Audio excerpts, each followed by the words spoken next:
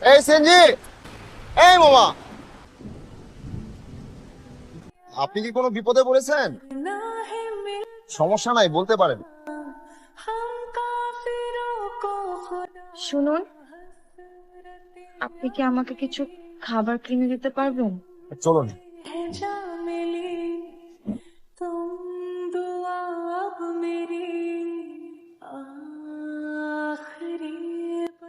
Sorry, আমি আসলে ক্ষুধা সহ্য করতে পারি না। শেষ খেয়েছিলাম গতকালকে বিকেলে। সমস্যা নাই, আপনি খান। আপনি ওখানে এভাবে দাঁড়িয়েছিলেন কেন? যাওয়ার কোনো জায়গা নেই তাই। মানে? আমার নাম মিতা, লাকসামে থাকি আমার চাচার কাছে। বাবা মা ছোটবেলায় মারা গেছে। অন্যজনের সন্তানদেরকে কেউ কখনো নিজেদের ভাবতে পারে না। সবার কাছে আমি একটা আলাদা বোঝা ছিলাম। মা যত তাড়াতাড়ি সম্ভব আমাকে যেন ঝেড়ে ফেলা যায়, তাই চাচা বাবার বয়সে একটা লোকের সাথে আমার বিয়ে ঠিক করে। স্বাভাবিকভাবে সে বিয়েতে আমার মত থাকে না। নিজের জীবনের ধ্বংসটা চোখের সামনে দেখতে পাচ্ছিলাম, তাই পালালাম। এক বান্ধবীর বড় বোনের বাসা আছে, ওনার ভরসাতেই এসেছিল, কিন্তু কোনোভাবে ওনার বাসায় থাকারও ব্যবস্থা করতে পারিনি। তারপর? তারপর আর কি, যাওয়ার কোনো জায়গা নেই, হাতে কোনো টাকা নেই। আপনি যদি আসলে, আমি তো ব্যাচেলর, কিভাবে আপনাকে হেল্প করবো বুঝতে পারছি না। আসলে আমার এখন দরকার একটা থাকার জায়গা, কিন্তু আপনাকেও বা কিভাবে বলি, আমি আসলে আপনার কোনো ঝামেলা বাড়াতে চাই না। আমার মনে হচ্ছে কি, আপনাকে যদি আমি রেখে যাই তাহলে আমি আরো বেশি ঝামেলায় পড়বো। মানে কিন্তু ভয়ের কিছু নাই, কোনো সমস্যা হবে না। ছি ছি, আমি এসব মোটেও ভাবছি না। আপনি আমার জন্য অনেক কিছু করেছেন। আসলে থাকার কোনো ব্যবস্থা হলেই আমি চলে যাব।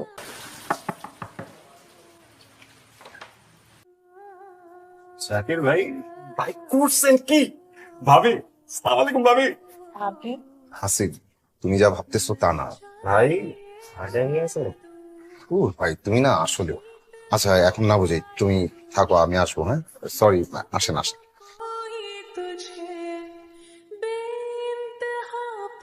মশার কয়েল জ্বালিয়ে দিয়েছে, রাতে আবার মশার উৎপাদ একটু বেশি। আমি নিচেই থাকবো, আপনার কিছু প্রয়োজন হলে নক করবেন। আপনাকে বোধহয় অনেক বেশি বিপদে ফেলে দিলাম। সে কখন থেকে এক কথাই বলছেন।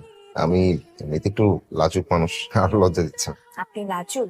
হ্যাঁ, মেয়েদের সাথে একটু বেশি লাজুক। এই প্রথম আপনার সাথেই একটু বেশি কথা হচ্ছে। আচ্ছা আমি যাই। ভাই, ও ভাই, হুম। তাহলে এখন প্ল্যান কি ভাই? প্ল্যান আর কি, দেখি কি হয়। তাহলে তারা এখানেই রাখবেন? তাছাড়া আর কোনো উপায় আছে? আচ্ছা, আমি যদি রাতে তোমার এখানে থাকি তোমার খুব সমস্যা হবে? এতদিন এই চিনছেন আমার ভাই, থাকেন যতদিন ইচ্ছা, কোনো সমস্যা নেই। তবে ভাই, চেহারা ছবি কিন্তু খারাপ না, দুজনকে একসাথে মানাবে ভালো কিন্তু। তুমি না আসলে। চালায় যান ভাই, চালায় যান।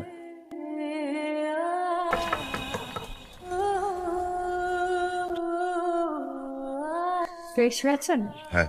বসে। আপনি কেন কষ্ট করতে গেলেন? আমি হোটেল থেকে নিয়ে আসতাম। আর কোথায় এত কিছু, থাকলে একটা ডিম ভেজে দিতাম। সেদিনের আগে আমি জানতাম না এত মিষ্টি করে কোনো মানুষ হাসতে পারে। এক অদ্ভুত অনুভূতির সৃষ্টি হচ্ছিল আমার ভেতর। এই অনুভূতির সাথে আমি পরিচিত নই। আজকের দিনটা কেন জানি অন্য সব দিন থেকে আলাদা মনে হচ্ছে। সবকিছু কেমন যেন মুগ্ধতা ছড়াচ্ছে। অবশ্য সবচেয়ে বেশি মুগ্ধতা ছড়াচ্ছে আমার হাতে থাকা লাঞ্চ বক্সটি। দেখতে দেখতে সপ্তাহ পার হয়ে গেল। মিতা প্রতিদিন বেশ কিছু নাম্বারে ফোন করে, তবে কোনো কাজ হয় না। সে কোনোভাবেই থাকার একটা জায়গা ব্যবস্থা করতে পারে না। মিতা আমার ঘর গুছিয়ে রাখার দায়িত্ব নিজের হাতে তুলে নিয়েছে। সত্যি কথা বলতে আমার মনে হয় আমি এই মেয়ের প্রেমে পড়ে গিয়েছি। প্রেম কি সেটা আমি জানি না, তবে এই মেয়েটাকে আমার ভালো লাগছে। তার সাথে কথা বলতে ভালো লাগছে, তার কথা শুনতে ভালো লাগছে, অফিস থেকে বাড়ি জলদি ফিরতে মন যাচ্ছে। এই কি যথেষ্ট নয় এটা দাবি করতে যে আমি প্রেমে পড়েছি? কোন বিষয় বলতেছি আপনারা কি কিছুই বুঝতে পারতেছেন না? না। আজকে কয়েকদিন ধরে আমার বাসায় একটা মায়া ছেলে লয়ে আইছেন, কথাটা আমার মুখ থেকে বলতে গেলাম, সি সি সি সি। আসলে ব্যাপারটা যেরকম ভাবতেছেন সেরকম না। সেরকম না মানে? মেয়েটা কে? মেয়েটা আমার কিছু হয় না। কিছু হয় না মানে? আমার বোন হয়। আপনার বোন হয় তাহলে ওর ঘরে থাকে কেন? চাচা, আমার খালাতো বোন হয়। শোনেন, আপনার খালাতো বোন রে যত তাড়াতাড়ি সম্ভব গ্রামে রেখে আসেন, যত সব। কি আবল তাবল বললাম? আরে ওর কাছ থেকে ছাড়া পাওয়ার জন্য মাথা চেরা সেটা বলে দিয়েছিলেন, এখন আপনি কি করবেন? বুঝতেছি না। মেয়েটাকে আপনার কেমন লাগে? মানে? আরে ভাই, পাত্রী হিসেবে মেয়েটাকে আপনার কেমন লাগে? বিয়ে করার জন্য বউ খুঁজতেছিলেন না? এটা তো মেয়েই ভাই, ওকে বিয়ে করে ফেললেই তো সব সমস্যার সমাধান হয়ে যায়। সে একটা গার্জিয়ান পেল, আপনি পেলেন একজন সঙ্গী। এছাড়া বাড়িওয়ালার ঝামেলা থেকে মুক্তি পাওয়া যাবে। সে কি রাজি হবে? ভাই আমি একজন অভিনেতা, মানুষের চোখ দেখলে বুঝি। আমি অসহায়, যাওয়ার কোনো জায়গা নেই, এর জন্য আমাকে বিয়ে করে আমার উপর দয়া দেখাতে চাচ্ছেন? না না, তেমন কিছু না। আপনি, তাহলে সঠিকটা কি? আপনি কি বা জানান আমার সম্পর্কে? আপনাকে প্রথম দেখাতে অনেক পছন্দ হয়েছে। আপনার সাথে যখন কথা হলো, আপনাকে আরো জানলাম, তখন বুঝলাম আপনি আলাদা। আপনার মনটা অনেক পরিষ্কার। আপনি একটা আস্ত বোকা। আশ্বিন মাসের 3 তারিখ মিতার সাথে আমার বিয়ে হয়। বাসায় কাজে ডেকে ছিমছাম বিয়ে। আসিবার বাড়িওয়ালা আমার বিয়ের 2 সাক্ষী। বিয়েতে মিতা গাঢ় লাল রঙের একটা শাড়ি পরেছে, আর আমি নীল রঙের পাঞ্জাবি। মিতাকে বিয়ে করার পর আমার নিজেকে পৃথিবীর সবচেয়ে সুখী মানুষ মনে হতে লাগলো। কিন্তু দুর্ভাগ্যবশত আমার এই সুখ বেশিক্ষণ স্থায়ী হলো না।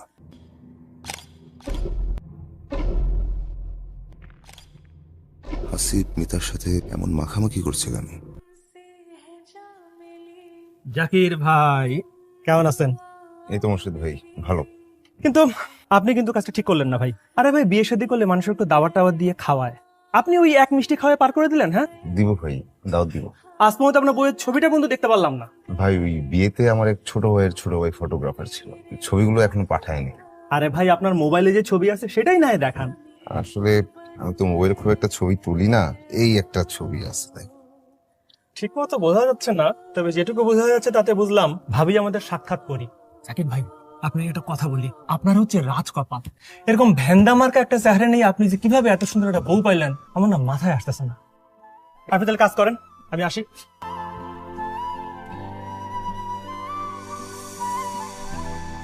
আপনার হচ্ছে রাজকপাল। এরকম ভ্যান্ডা মার্কা একটা চেহারা নেই, আপনি যে কিভাবে এত সুন্দর একটা বউ পাইলেন। কি আপনি হাসেন কেন? হাসলে তো আপনার সেই লাগে। হাসে কেমনি? হাইসা লাভ নাই। আরে ভাই আসেন আসেন, আর বললেন না ভাই, আইছিলাম সামান্য চিনি নিতে। আয়সা দেখি ভাবির চোখে মুখে রাজ্যের ক্লান্তি। তখন দেবর হিসেবে আমার একটা দায়িত্ব আছে না, দিলাম একটা পর একটা সেরা পারফরমেন্স। এরপর ফুটসায় হাসি। হাসিফ ভাই কিন্তু খুব ভালো অভিনেতা। একটু আগে আমাকে দিলদারের অভিনয় করে দেখাচ্ছিল, আমি তো হাসতে হাসতে শেষ। যদি প্রডিউসাররা একটু আপনার মতো চিন্তা করতো, তাহলে আমার অ্যাক্টিং ক্যারিয়ারটা আজকে কোথায় উঠে যেত। যাই হোক, আমার চিনিটা দাও ভাবি, আমি গেলাম। কি হলো, ব্যাগটা দাও। কি এভাবে তাকায় আছো কেন? আমার না এখন বিশ্বাস হচ্ছে আমার কপালে এত সুন্দর বউ জুটবে। হাদারা। কি? আরে বাবা, দুষ্টুমি করলাম তোমার সাথে। মিতা, আমি তোমাকে অনেক ভালোবাসি। তুমি বলো তুমি ছেড়ে যাবে না। আবার আজে বাজে কথা। তুমি বলো কখনো ছেড়ে যাবে না। আস্তে, উফ, ছাড়ো তো। আমি তোমাকে অনেক ভালো রাখার চেষ্টা করবো। বলো তুমি আমাকে ছেড়ে যাবে না। ছাড়ো তো, বলো, ব্যথা পাচ্ছি। বলো আমাকে ছেড়ে যাবো না, বলো। হ্যাঁ যাবো।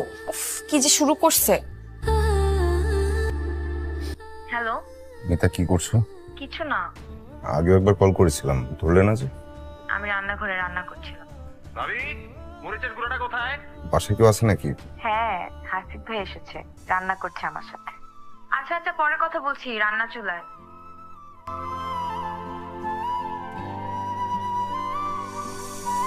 হ্যাঁ বলো। আসিফ কি এখনো বাসায়?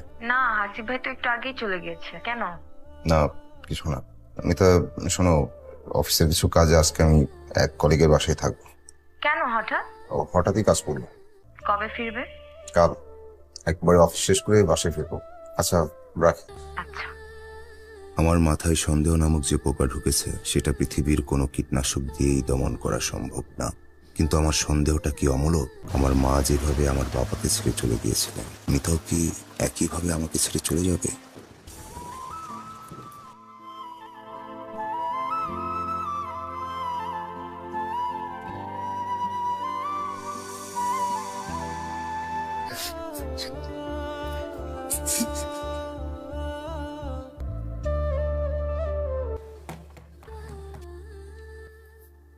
জাকির ভাই, আপনি এত সকালে? আসিফ, খুব ভালো অভিনয় করো তুমি। সকাল সকাল লজ্জা দিচ্ছেন ভাই। বলো তো কোনটা বেশি কঠিন, মাফ করে দেওয়া নাকি শাস্তি দেওয়া? মানে বুঝলাম না ভাই। মাফ করে দিলে তো আমার যন্ত্রণা কমবে না। দোষী আমার চোখের সামনে সুখে আনন্দে হাঁটবে, আর আমার যন্ত্রণা বাড়বে। তাই শাস্তি দিতে হবে, একদম উপযুক্ত শাস্তি। জাকির ভাই, আপনার কথার আগা মাথা আমি কিছু বুঝতেছি না। ইঁদুর ঢুকছে। ইঁদুর ঢুকছে? আর এই কথাটা আপনি এত ঘুরে বেড়াচ্ছেন। বিষ আইনা বাজার থেকে ভালো মতো ছড়া ছিটায় দেন, ঘরের মতো সব সাফ হয়ে যায়। আমার পাশে হয়েছিল, মারা হলে সব। Thank you. আমি অনেক ভেবেছি, মিতার অপরাধের শাস্তি মৃত্যু ছাড়া আর কোনো বিকল্প আমার মাথায় আসেনি। আমার বাবার কাছে যদি সুযোগ থাকতো তাহলে তিনিও মাকে মৃত্যুদণ্ডই দিতেন। লাশ ফেলা হবে খালে।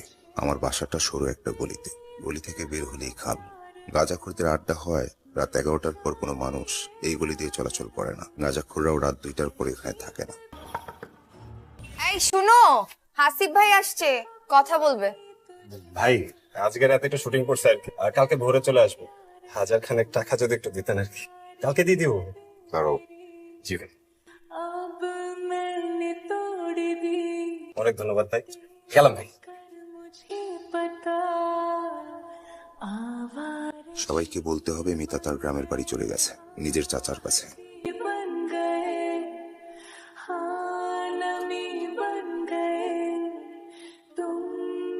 হাসিব ভাই কিন্তু অনেক মজার মানুষ, তাই না? উনি কিন্তু খুব ভালো অভিনয় করে, বেচারা কোনো ডিরেক্টর ওনাকে নাকি সুযোগই দিতে চায় না। আমি বলছি আপনি একদিন অনেক বড় সুপারস্টার হবেন, ঠিক বলছি না? কি হয়েছে তোমার? চা খাচ্ছ না কেন? আর কেমন জানি লাগতেছে। জাকির, অস্থির লাগতেছে আমার। ও আল্লাহ, জাকির কেমন জানি লাগতেছে আমার। জাকির,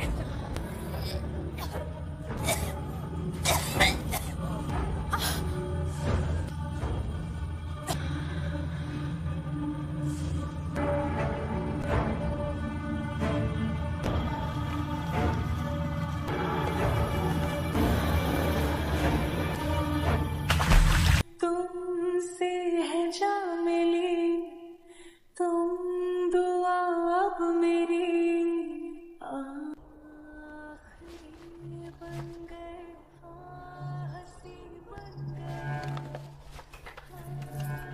এটা এত ভালো রোড হবে। জাকির ভাই আসেন, পরিচয় করাই দিই। ওর নাম নেহা, আমরা একসাথে থিয়েটার করি আর কি। ও কি প্রায় আসে? ওই আসে আর কি ভাই, মাঝে মধ্যে। মাঝে মধ্যে আসে। জাকির ভাই, পানি নিয়ে আসো ভিতর থেকে, যাও। জাকির ভাই, পানি আনো। জাকির সাহেব, আপনার কি আর কিছু বলার আছে? না, আমার কনফেশন শেষ। দেখি ফেলতে দাও তো। এই যে এই ছবিগুলো আমরা হাসিব সাহেবের কাছ থেকে পেয়েছি। দেখেন তো, ছবির এই মেয়েটিই তো আপনার স্ত্রী, রাইট? আমাদের বিয়ের ছবি। আচ্ছা, এটা দেখেন তো একবার, এনাকে চিনতে পারেন কিনা। তো ওর ছবি আপনাদের কাছে কেন? কিন্তু ইনি আপনার স্ত্রী মিতা নয়, এনার নাম রেশমা আক্তার, ওনার হাজবেন্ডের নাম মনির হোসেন। মাসখানেক আগে চট্টগ্রামে একজন সরকারি অফিসারকে হত্যা করা হয়েছে, ইনি সেই মনির হোসেন। রেশমা আক্তারের বিরুদ্ধে ওনার হাজবেন্ড মনির হোসেনকে হত্যা করার অভিযোগ রয়েছে। মাসখানেক আগে পুলিশ সেই অভিযোগের সত্যতার প্রমাণ পায়। কিছুদিন আগ পর্যন্ত উনি পুলিশের নজরেই ছিল। অভিযোগের সত্যতা প্রমাণ পাওয়ার পর উনি বেমালুম লাপাত্তা, ওই একেবারে হাওয়ায় মিলিয়ে যাওয়া আর কি, নিখোঁজ। শুনুন জাকির সাহেব, আমরা হাসিব সাহেব আর আপনার বাড়িওয়ালা মকবুল সাহেবের কাছ থেকে জানতে পেরেছি এই রেশমা আক্তার আপনার কাছে মিতা নাম ধারণ করে পরিচয় হয়েছিল। সে চট্টগ্রাম থেকে সমস্ত টাকা পয়সা নিয়ে ঢাকায় চলে আসে যখন সে জানতে পারে তার হাজবেন্ড হত্যার প্রমাণ পুলিশের হাতে চলে গেছে। সে ঢাকায় এসে মিতা নাম ধারণ করে আপনার সাথে পরিচিত হয়, আপনি তাকে বিয়ে করেন, সেও আপনার সাথে সংসার করে। দুর্ভাগ্যজনকভাবে আপনার স্ত্রীর উপর আপনার সন্দেহ হয় এবং আপনি তাকে হত্যা করেন। এখন জাকির সাহেব। হ্যালো ওসি সাহেব, স্যার জাকির ভাই আমার আপন ভাইয়ের মতো, আমি তো কিছুই বুঝতেছি না কিভাবে কি হয়ে গেছে। স্যার আপনার কোনো দরকার হলে আমাকে প্লিজ স্মরণ করেন স্যার, আমি নিজের সাধ্যমতো চেষ্টা করছি। জি। কি রুমাল দিব? আসলে আমি মেথড অ্যাক্টর তো, দৃশ্যের মধ্যে একদম ঢুকে যাই। চোখের পানিটা কিন্তু গ্লিসারিন না, আসল। হইছে, আর অভিনয় করতে হবে না, চল তাড়াতাড়ি, এই বোরকা টোরকা পরে গরম লাগতেছে। মৃত মানুষের এত তারা কিসের?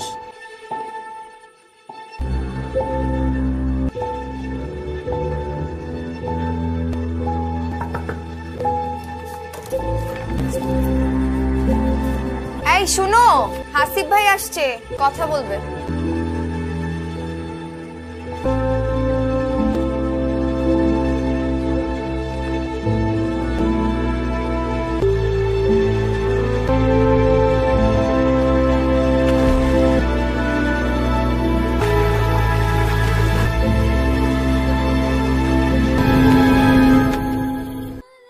ওই জাকির যদি আমাকে বিষ না খাওয়ায় অন্য কোনো ভাবে মারার প্ল্যান করতো তাহলে কিন্তু তোর প্ল্যান ভেস্তে যেত।